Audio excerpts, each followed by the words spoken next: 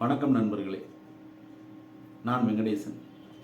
இன்றைக்கு நாம் எதை பற்றி பேச போகிறோம் அப்படின்னா, கனிம வளம் மற்றும் சுரங்கம் சார்ந்த விஷயங்களில் வேலை செய்யக்கூடிய பகுதி மக்களுக்கும் தொழிலாளர்களுக்கும் உடல் ரீதியான எந்த மாதிரியான பாதிப்பை ஏற்படுத்துது அப்படிங்கிறத பற்றியும், அதிலிருந்து மீண்டு வருவதற்குண்டான வாய்ப்புகள் என்ன அப்படிங்கிறத பற்றியும் தான் நாம் இங்கே பேச போகிறோம்.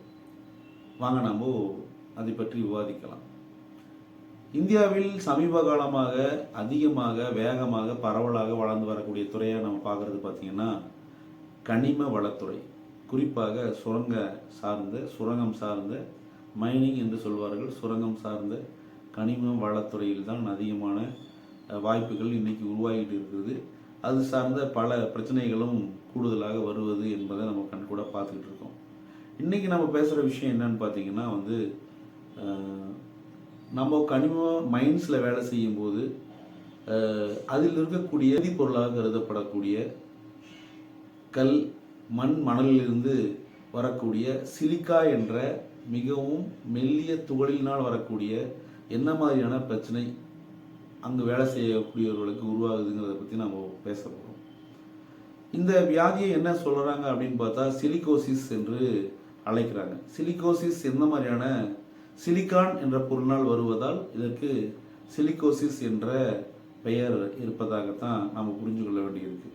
இது எந்த மாதிரியான பாதிப்பை உருவாக்கும் அப்படின்னா, நுரையீரலில் இருக்கக்கூடிய சவ்வு போன்ற பகுதிகளில் இது போய் இந்த சிலிக்கா என்ற துகள் போய் ஒட்டி கொண்டு அங்கே ஏற்படுத்தக்கூடிய பிரச்சனை, மூச்சுக்குழலில் ஏற்படுத்தக்கூடிய பிரச்சனை என்னென்னா கிரானிக் அப்ஸ்ட்ரக்டிவ் பல்மனரி டிசீஸ் என்று சொல்வார்கள். மூச்சு சார்ந்து பல்வேறுபட்ட பிரச்சனையை உருவாக்குது. அதற்கடுத்தபடியாக நம்மளுடைய சிறுநீரகத்தில் இதை பாதிப்பை உருவாக்குது. சிறுநீரகத்தில் இருக்கக்கூடிய பல்வேறுபட்ட பகுதிகளில் இதை டேமேஜை உருவாக்குதுன்னு சொல்கிறாங்க. அதற்கடுத்தையே பார்த்தீங்கன்னா கார்டியோவாஸ்குலர் டிசீஸ் என்று சொல்லப்படக்கூடிய இதயம் சார்ந்த பிரச்சனைகளை உருவாக்குகிறது. பல்மனரி ஹார்ட் டிசீஸ் என்று சொல்வார்கள். நுரையீரல் சார்ந்த இதயம் சார்ந்த பிரச்சனையும் அது உருவாகுதுங்கிறத நம்ம பார்க்கணும். அதே சமயத்தில் இதனால் உருவாகக்கூடிய முக்கியமான பிரச்சனைன்னு பார்த்தீங்கன்னா, தொடர்ச்சியாக சிலிக்கா என்ற பொருளால் எக்ஸ்போஸ் ஆகும்போது ருமோட்டாய்டு ஆர்த்ரைட்டிஸ் என்ற ஒரு வியாதியும் உருவாகுது அப்படிங்கிறத பார்க்கணும்.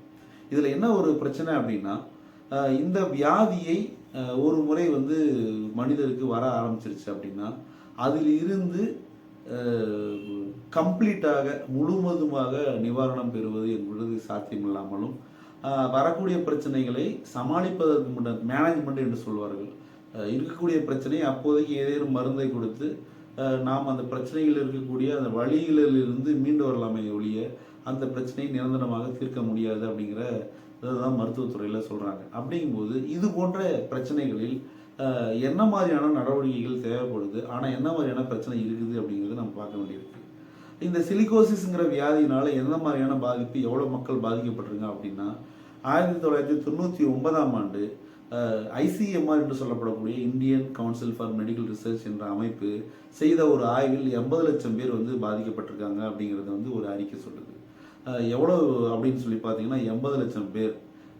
பெரும்பாலும் இளைஞர்களாகத்தான் இந்த துறையில் வேலை செய்வதனால் இளைஞர்கள் அதிகமாக பாதிக்கப்பட்டிருப்பாங்க அப்படின்னு சொல்கிறோம். இன்றைக்கி நம்ம பேசிகிட்டு இருக்கிறது 2024 பேசுகிறோம் அப்படின்னா கிட்டத்தட்ட 24-25 ஆண்டுகளுக்கு முன்பாக செய்த ஆய்வின் மூலமே 80 லட்சம் பேர் அப்படின்னா இன்றைக்கி எத்தனை மடங்கு அதிகமானவர்கள் பாதிக்கப்பட்டிருப்பார்கள்ங்கிறத நம்ம கண்கூட பார்க்க வேண்டியது. 2024ஆம் ஆண்டு நவம்பர் மாதம் 29ஆம் தேதி என்ஜிடி என்று சொல்லப்படக்கூடிய நேஷனல் கிரீன் ட்ரைபியூனல் என்று சொல்லப்படக்கூடிய தமிழில் தேசிய பசுமை தீர்ப்பாயம் என்ற அமைப்பு இந்தியாவில் இருக்கக்கூடிய மாசு கட்டுப்பாட்டு வாரியத்திற்கு ஒரு ஆலோசனையை வழங்கியிருக்கு. இது போன்ற சிலிகோசிஸ் என்ற வியாதியினால் ஏற்படக்கூடிய பிரச்சனைகளை தவிர்ப்பதற்கு உரிய வழிமுறைகளை, புதிய வழிமுறையை வகுக்க வேண்டும் என்பதை இதில் தெரிவிச்சிருக்கு. சமீபத்தில் வந்த சில செய்திகள் எடுத்து பார்த்தீங்கன்னா, சத்தியமங்கலம் பகுதிகளில் ஆற்று படுகைகளில் இது போன்ற மைன்ஸ் பொருட்களை கழுவி அதன் மூலமாக பல்வேறுபட்ட சூழலியல் சார்ந்த பிரச்சனைகள் வருது அப்படிங்கிறதையும் செய்தியை நம்ம இந்த நேரத்தில் கூடுதலாக நம்ம பார்க்க வேண்டியிருக்கு. அதில் ஏற்படக்கூடிய பாதிப்புகள் நீர் சார்ந்த விஷயங்கள்ல என்ன மாதிரியான பாதிப்புகள் வருது அப்படிங்கிறதையும் வந்து நம்ம பார்க்க வேண்டியிருக்கு. தொழில் பாதுகாப்பு, உடல்நலம் மற்றும் பணிமுறை விதிகள் 2020 என்ன சொல்லுது அப்படின்னா, இது போன்ற பிரச்சனைகளில், இது போன்ற சூழலில் வேலை செய்யக்கூடிய நபர்களுக்கு உரிய பாதுகாப்பு வழங்க வேண்டும், அதற்கு தேவையான நடைமுறைகளை அமல்படுத்த வேண்டும் அப்படிங்கிறத வந்து சொல்லுது. ஆனால் இதில் முக்கியமான விஷயமா என்ன சொல்கிறாங்க அப்படின்னா, வேலை செய்யக்கூடிய சம்பந்தப்பட்ட துறைகளில் வேலை செய்யக்கூடிய தொழிலாளர்களுக்கு உரிய விழிப்புணர்வை ஏற்படுத்துவதும், அவர்களுக்கு இது சம்பந்தமாக எச்சரிக்கையை விடுப்பதும் செய்ய வேண்டும் அப்படிங்கிறத வந்து சொல்கிறாங்க. ஆனால் வந்து அது நடக்குதான்னு பார்த்தா வந்து அப்படிப்பட்ட விஷயங்கள் எதுவும் நடப்பதாகவும் தெரியவில்லைங்கிறது தான் நம்ம முன்னாடி இருக்கக்கூடிய மிகவும் சோகமான விஷயமாக நம்ம பார்க்க வேண்டியிருக்கு. மெடிக்கலாக என்னென்ன பிரச்சனை இருக்குது அப்படிங்கிறத நம்ம இந்த இடத்துல பார்க்கணும். இது வந்து அரசு சார்ந்த அமைப்புகள் அந்தந்த நிறுவனங்களுக்கு எந்த மாதிரியான விஷயங்களை செய்யணும் அப்படிங்கிறது ஒரு பக்கம் சொன்னாலுமே, யதார்த்தத்தில் இருக்கக்கூடிய பிரச்சனை என்னன்னு பார்த்தா சிலிகோசிஸ் சம்பந்தமாக இருக்கக்கூடிய அவேர்னஸ், அது பற்றி வந்து மருத்துவர்கள் வந்து இது போன்ற பிரச்சனைகள் வந்து அவர்கள் முன்பாக வரும்போது உடனடியாக சம்பந்தப்பட்ட தலைமை ஆய்வாளர்களுக்கு இது சம்பந்தமான பிரச்சனைகளை வந்து தகவல்களை கொடுக்கணும் அப்படிங்கிறத சொன்னாலுமே அது எந்த அளவுக்கு சாத்தியம் அப்படிங்கிறது நமக்கு புரியலை. அதே போல் பெரும்பாலும் இது போன்ற நிறுவனங்களில் வேலை செய்யக்கூடிய தொழிலாளர்களுக்கு இலவசமான பல மருத்துவ சலுகைகள் கொடுக்கப்பட்டாலும், இது போன்ற இலவச முகாம்களிலோ இலவச மருத்துவ சிகிச்சைகளிலோ சிலிகோசிஸ் என்ற வியாதி வந்து பல நேரங்களில் கண்டுபிடிக்கப்படாமலே போவது தான் இதில் இருக்கக்கூடிய மிகப்பெரிய சோகம். அதில் என்னென்னா, மருத்துவத்துறையில் இருக்கக்கூடிய பல பிரச்சனைகளில் இது முக்கியமான பிரச்சனை என்ன நம்ம பார்க்குறோம் அப்படின்னா, சிலிகோசிஸ் என்ற வியாதியை வந்து தவறுதலாக டியூபர்குலோசிஸ் என்று சொல்லப்படக்கூடிய காசநோய் என்று பல நேரங்களில் பதிவாகுவது என்பது நம்மால் வந்து ஏற்றுக்கொள்ளவே முடியாத ஒரு மிகப்பெரிய பிரச்சனையாக நம்ம முன்னாடி இருக்கிறது. இது போன்ற பிரச்சனைகளில் தேசிய பசுமை தீர்ப்பாயம் போதிய அளவிலான நடவடிக்கைகள் இல்லை அப்படிங்கிறத திரும்ப திரும்ப சொன்னாலுமே இதில் மிகப்பெரிய முன்னேற்றங்கள் எதுவுமே இதுவரை வந்து பார்ப்பதாக தெரியவில்லை. இதில் முக்கியமான விஷயம் என்ன அப்படின்னா, எப்போதும் போலவே எல்லா மாநிலங்களிலும் இருக்கக்கூடிய பிரச்சனை தான். முக்கியமாக வட மாநிலங்களில் இது சார்ந்த விழிப்புணர்வும் போதிய அளவிலான கல்வி அறிவும் விழிப்புணர்வும் இல்லாத காரணத்தால் அதிகப்படியான மக்கள் சுரங்க துறைகளில் வந்து பாதிக்கப்படுறாங்க அப்படிங்கிறது ஒரு பக்கம். இன்னொரு பக்கம் நம் போன்ற மாநிலங்களில் கூட போதுமான பாதுகாப்பு பின்பற்றப்படுகிறதா என்றால் அதுவும் மிகப்பெரிய கேள்விக்குறி தான். இது போன்ற பிரச்சனைகளில் உடனடியாக தலையிட்டு கனிமத்துறை அல்லது சுரங்கத்துறையின் மூலமாக பல பலன்களை வந்து அதில் ஈடுபடக்கூடிய நிறுவனங்களுக்கு அரசு சார்பாக வழங்கப்பட்டாலும் அதில் வேலை செய்யக்கூடிய தொழிலாளர்களுக்கு போதுமான அளவு பாதுகாப்பு அப்படிங்கிறது வந்து என்ஷூர் பண்ணணும், உறுதிப்படுத்தணுங்கிறத நம்ம முன்னாடி இருக்கக்கூடிய முக்கியமான கோரிக்கை.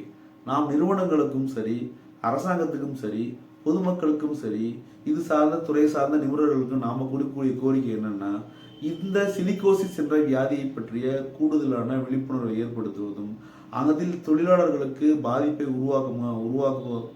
அதில் வேலை செய்யக்கூடிய தொழிலாளர்களுக்கு பாதிப்பு என்பதை உருவாக்காமல் பார்த்துக்கணும் அப்படிங்கிறதும் நம்ம முன்னாடி இருக்கக்கூடிய முக்கியமான கோரிக்கையை நம்ம வைக்கிறோம். என்னதான் வந்து இப்போ அதிகமான பலன்களை நிறுவனங்கள் அடைந்தாலும் அதில் வேலை செய்யக்கூடிய தொழிலாளர்களுக்கு பிரச்சனைகள் மட்டுமே வந்து மிஞ்சுவது தான் வந்து இதில் இருக்கக்கூடிய மிகப்பெரிய சோகமாக நம்ம பார்க்குறோம்.